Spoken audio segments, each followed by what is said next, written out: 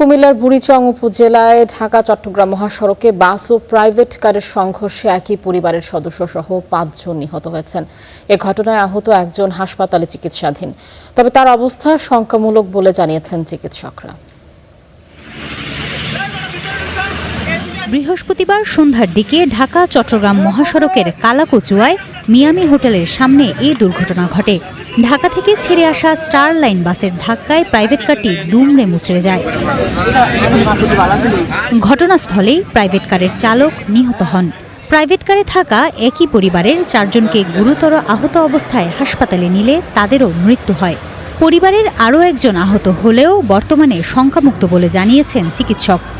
Rest নেওয়ার জন্য stay করার পরে খাওয়া দাওয়া শেষ, ওরা এখান থেকে ঢাকার উদ্দেশ্যে রওনা দিছে। তারপরে ওরা মেন রাস্তাতে আসার সাথে সাথে পিছন দিক থেকে এই আপনার স্টার লাইন নন এসি গাড়ি দ্রুতগতিতে বেপরোয়াভাবে এসে তাদেরকে একদম পিষে ফেলছে। আমাদের দলীয় নেতাকর্মী হাসপাতালে যে খবর পাইছে, খবর পাওয়ার পরে মনির ভাই আমাকে বলছে আপনার সাথে কে আছে তাকে দেন। তখনই তো আমি বুঝছি আমার বোনের পরিবার নাই। ময়নামতি হাইওয়ে থানার পুলিশ ঘটনাস্থলে পৌঁছে উদ্ধার কার্যক্রম পরিচালনা করে।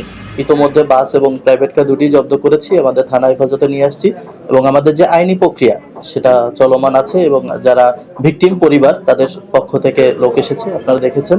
আমরা আমাদের আইন অনুযায়ী ব্যবস্থা নিব।